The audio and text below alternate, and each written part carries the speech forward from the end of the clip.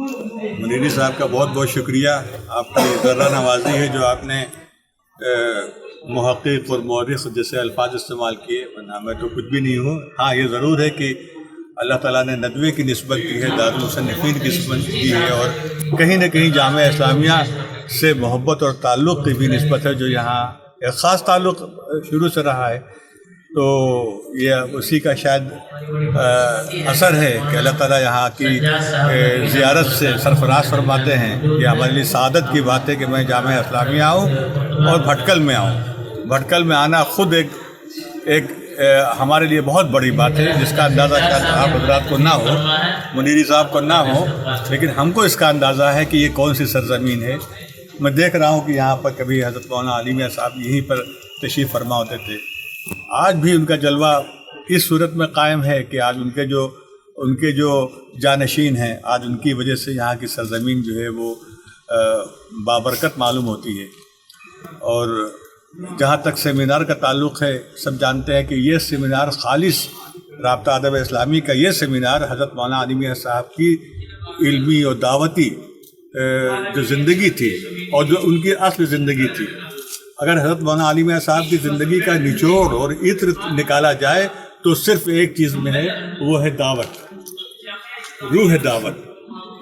ان کی ساری زندگی ہم نے تو جب پڑھنا شروع کیا، خاص طور سے اس سیمینار کے بہانے، تو ایسا لگا کہ جسے ان کی ہر تحریر، ہر تقریر جو بھی ہے اس میں صرف ایک ہی جذبہ کار فرما ہے، وہ یہ ہے کہ اپنی قوم کو اور تمام انسانیت کے جو فرزند ہیں، جو انسان ہیں، اس انسان کے نام مولانا علی میاں صاحب کی جو تڑپ تھی، جو ان کا مشن تھا، یہ تھا کہ کسی طریقے سے یہ لوگ جو ہیں اپنے مقام انسانیت کو پہچانے، احترام آدمیت پر یقین رکھیں، اور خاص طور سے وہ قوم جو اس لائق ہے کہ وہ کامل انسان کہی جائے، یعنی مسلمان قوم، اس کو اس کے فرائض کو جس طریقے سے یاد دلایا مولانا نے.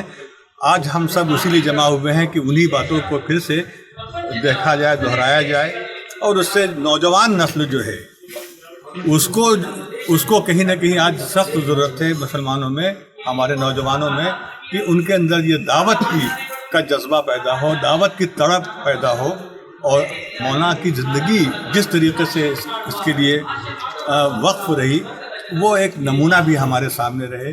میں یہاں کے جتنے بھی منتظمین ہیں رابطہ ادب اسلامی کے، جنہوں نے یہ عنوان پسند کیا ہے، ان کو مبارکباد دیتا ہوں.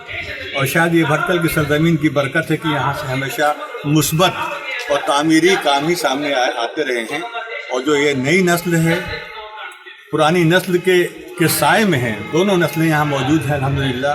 اور پورے عالم اسلام میں، ہم ہندوستانی نہیں، بر صغیری نہیں، میں سمجھتا ہوں کہ عالم اسلام میں بھٹکل نے، یہاں کے بچوں نے، یہاں کے بڑوں نے جو نمونہ قائم کیا ہے اسلام کی خدمت کا، انسان کی خدمت کا، وہ اپنے آپ میں ایک مثال ہے.